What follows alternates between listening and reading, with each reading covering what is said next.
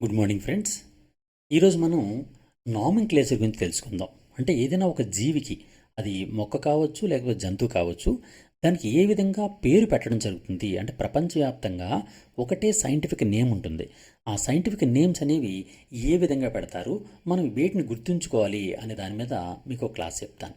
ఈరోజు చెప్పినటువంటి నామిన్క్లేచర్ ఒక్కసారి గమనించండి. ఫస్ట్ దీనిలో సాధారణంగా దీన్ని ఏమని పిలుస్తారంటే బైనామియల్ నామిన్క్లేచర్ అంటారు. అంటే బాగా ఫేమస్ అయినటువంటిది ఏది అంటే బైనామియల్ నామిన్క్లేచర్. నిజానికి ట్రైనామియల్ నామిన్క్లేచర్ కూడా ఉంది, కానీ మనకు కాంపిటేటివ్ ఎగ్జామ్లో తప్పనిసరిగా గుర్తుంచుకోవాల్సిన అంశం ఏంటంటే binomial nomenclature.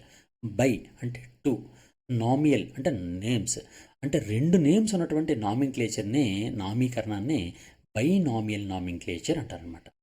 In biology every organism is given two proper names. The first name is genus name, always started with the capital letter, and second name is species, started with small letter. సాధారణంగా ప్రతి జీవికి కూడా, అది మొక్క కానీ జంతువు కానీ, దానికి శాస్త్రీయ నామము లేదా సైంటిఫిక్ నేమ్ అనేది రెండు నేమ్స్గా ఇస్తారనమాట. ఆ నేమ్స్లో మొట్టమొదటి దాన్ని ఏమని పిలుస్తారంటే, మొట్టమొదటి నేమ్ ఏమని పిలుస్తారంటే, మొట్టమొదటి పేరుని సాధారణంగా ప్రతిదానికి కూడా రెండు నేమ్స్ ఇస్తారు. ఆ రెండు నేమ్స్లో మొట్టమొదటి నేమ్, ఫస్ట్ నేమ్ ఏమి పిలుస్తారంటే, the first name is genus అంటారనమాట. ఫస్ట్ నేమ్ని జీనస్ అంటారు. ఆ జీనస్ నేమ్ ఎప్పుడు కూడా క్యాపిటల్ లెటర్స్తో మాత్రమే ప్రారంభించాలి. ఈ క్యాపిటల్ లెటర్స్ మాత్రమే యూటిలైజ్ చేయాలన్నమాట. మొట్టమొదటి నేమ్లో ఫస్ట్ లెటర్ని క్యాపిటల్ లెటర్తో మాత్రమే మనం స్టార్ట్ చేయాలి. అది జీనస్ నేమ్. రెండో నేమ్ ఏంటి అంటే దాన్ని స్పీసీస్ అంటారు. ఈ స్పీసీస్ నేమ్ ఎప్పుడు కూడా స్మాల్ లెటర్స్తో మాత్రమే ప్రారంభించాలన్నమాట. ఫర్ ఎగ్జాంపుల్, ఇప్పుడు మనం హ్యూమన్ బీయింగ్ గురించి మాట్లాడుకుందాం. హ్యూమన్ బీయింగ్ అంటే మనిషి. ఈ మనిషికి శాస్త్రనామం ఏంటి అని అంటే హోమోసెపియన్. హోమోసెపియన్ అనేది మనిషి యొక్క సైంటిఫిక్ నేమ్. ఇందులో హోమో అనేది మొట్టమొదటిది. ఈ హోమోని ఏమంటారంటే జీనస్ అంటారు. అంటే మనిషి ఏ జీనస్కి చెందినవాడు, హోమో అనే జీనస్కి చెందినవాడు. అలాగే మనిషికి చెందినటువంటి స్పీసీస్ ఏది అంటే సెపియన్.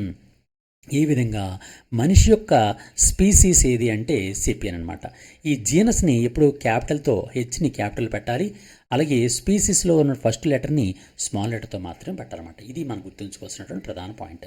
ఇక్కడ ఎప్పుడు కూడా మన క్లాసిఫికేషన్ ఉంది కదండి, యానిమల్స్ని ఎప్పుడు కూడా ఒక జీవికి యానిమల్ కింగ్డమ్ నుంచి వరుసగా ఏ విధంగా క్లాసిఫై చేస్తారు అని అంటే, ఇది మనం తప్పనిసరిగా గుర్తుంచుకోవాలండి. మొత్తం ప్రపంచంలో ఉండే యానిమల్స్ అన్నీ కలిపి యానిమేలియా అని పెట్టాం. ఆ యానిమేలియా అనే దాన్ని ఏమని పిలుస్తారంటే కింగ్డమ్ అంటారు. ఫర్ ఎగ్జాంపుల్, ఒక మనిషి ఉన్నాడు అనుకోండి, ఆ మనిషి అనేవాడు యానిమేలియా అనే కింగ్డమ్కి చెందినాడు అనమాట. యానిమేలియా అనే కింగ్డమ్కి చెందినవాడే మనిషి.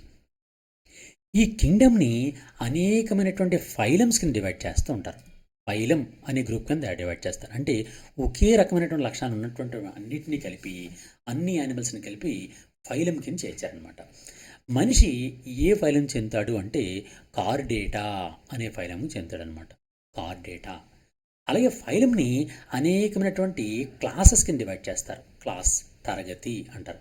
క్లాసెస్ కింద డివైడ్ చేస్తారు. అంటే ఒకే లక్షణాలు ఉన్నటువంటి, ఫర్ ఎగ్జాంపుల్ ఫైలంలో వేరువేరు లక్షణాలు ఉన్నటువంటి వేరువేరు జీవులు ఉంటాయి. వాటన్నింటినీ కలిపి, ఆ వేరువేరు జీవులన్నింటినీ కలిపి ఏమని పిలుస్తారంటే, సాధారణంగా ఆ వేరువేరు జీవులన్నింటినీ కలిపి వేరువేరు క్లాసెస్ కింద డివైడ్ చేస్తుంటారు. All the phylums are divided into different classes. ఆ డిఫరెంట్ క్లాసెస్ అన్నీ కలిపి ఒక ఫైలంగా ఏర్పడతాయి. ఈ ఒకే రకమైనటువంటి లక్షణాలు ఉన్నటువంటి ఒక జీవులన్నింటినీ కలిపి, ఒకే రకమైన జీవులన్నింటినీ కలిపి ఒక క్లాస్ కింద పెడతారనమాట. ఫర్ ఎగ్జాంపుల్, మనిషి ఉన్నాడు అనుకోండి. మనిషి అనేవాడు ఏ క్లాసెస్ చెందుతాడంటే మ్యామల్ అనేటటువంటి క్లాసుకి చెందుతాడనమాట. మ్యామల్ అనే క్లాస్ చెందుతాడు. తిరిగి ఈ క్లాసెస్ని మళ్ళీ డివైడ్ చేస్తారు. దీనిలో డిఫరెన్సెస్ ఉన్నటువంటి వాటిని అన్నింటి కూడా వేరువేరు చేసి, ఒకే రకంగా ఉన్నటువంటి దగ్గర సంబంధాలు ఉన్నటువంటి అన్నింటినీ కలిపి ఒక ఆర్డర్ కింద పెడతారు. అంటే క్లాసెస్ని ఆర్డర్స్ కింద డివైడ్ చేస్తారు. మనిషి ఏ ఆర్డర్కి చెందినవాడు అంటే ప్రైమేట్ అనే ఆర్డర్ చెందుతాడు అనమాట. ప్రైమేట్ అనే ఆర్డర్.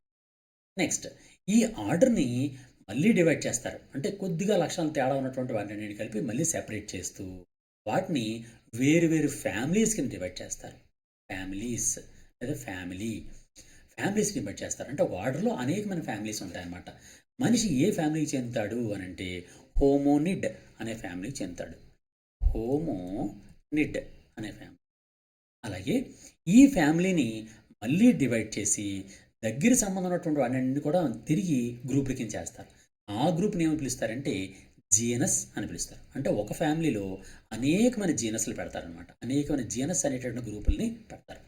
మనిషి అనేవాడు ఏ జీనస్ చెందుతాడు అంటే సాధారణంగా మనిషి అనేవాడి యొక్క జీనస్ ఏంటి అంటే హోమో అనేటటువంటి జీనస్ అనమాట. హోమో అనే జీనస్ కింద ఆయన చెందుతాడు. నెక్స్ట్ ఈ జీనస్ అన్ని కలిపి మళ్ళీ సెపరేట్ చేస్తారు. సెపరేట్ చేసి మళ్ళీ వేరు వేరు గ్రూపులకి చేస్తారు. ఆ గ్రూపులన్నీ ఏమి పిలుస్తారంటే స్పీసీస్ అని పిలుస్తారు. స్పీసీస్. ఆ స్పీసీస్ మనిషి యొక్క స్పీసీస్ ఏంటి అంటే సెపియన్. ఓకే, ఈ విధంగా మనిషిని క్లియర్గా డివైడ్ చేయడం జరుగుతుంది. ప్రతి యానిమల్ని కూడా ఇలాగే డివైడ్ చేస్తారు. ఫర్ ఎగ్జాంపుల్ ఒక మనిషి ఉన్నాడు అనుకోండి, మనుషులందరూ కలిపి ఏ స్పీసీస్ చెందుతారు? సెపియన్ అనే స్పీసీస్ చెందుతారు. ఏ జీనస్ చెందుతారు? హోమో అనే జీనస్ చెందుతారు. ఏ ఫ్యామిలీకి చెందుతారు? హోమోనిడ్ అనే ఫ్యామిలీకి చెందుతారు. ఏ ఆర్డర్కి చెందుతారు?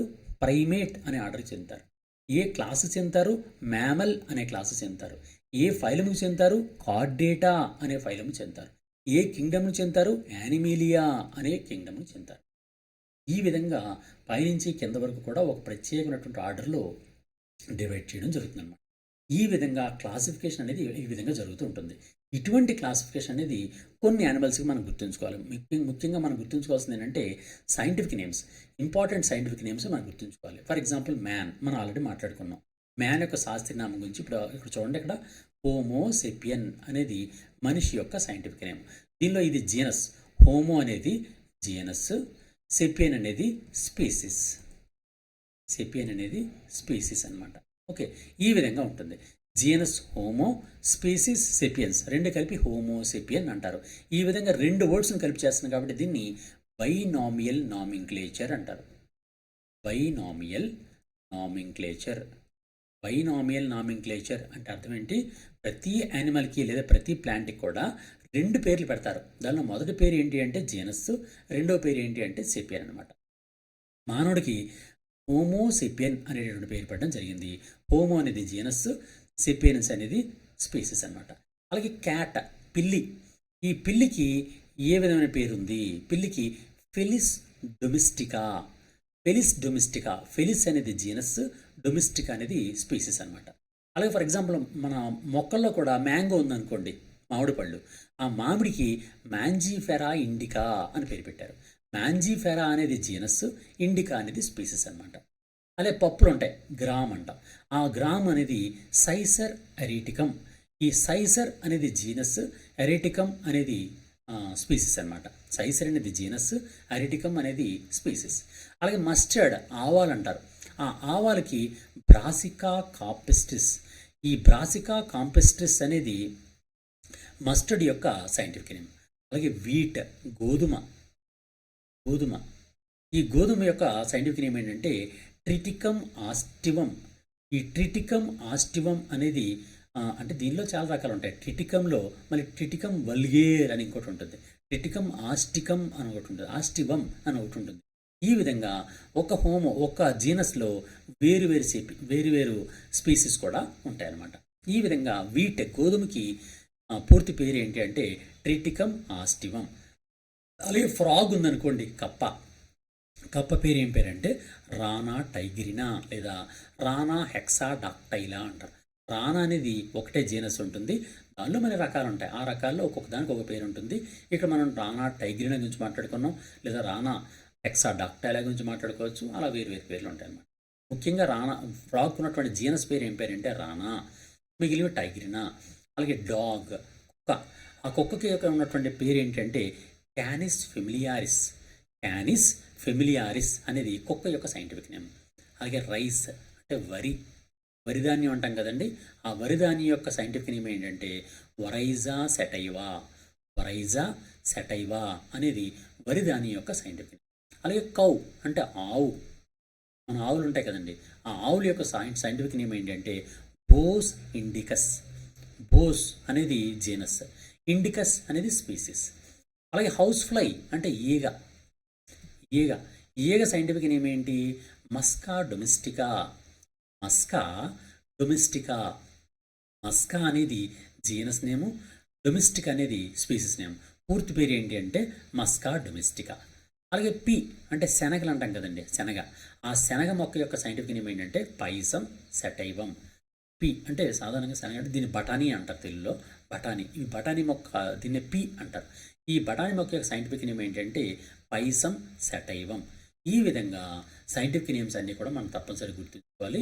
గుర్తుంచుకుంటే మనం తప్పనిసరిగా మనకు కావాల్సినటువంటి అంటే సాధారణంగా క్వశ్చన్స్ అన్నీ కూడా ఈ విధంగా అడుగుతున్నాడు కాబట్టి మనం దీనికి సంబంధించినటువంటి నామింక్లేచర్ డైరెక్ట్గా బైనామియల్ నామింక్లేచర్ నుంచి ఈ క్వశ్చన్స్ ఈ విధంగా రావడానికి అవకాశం ఉందన్నమాట.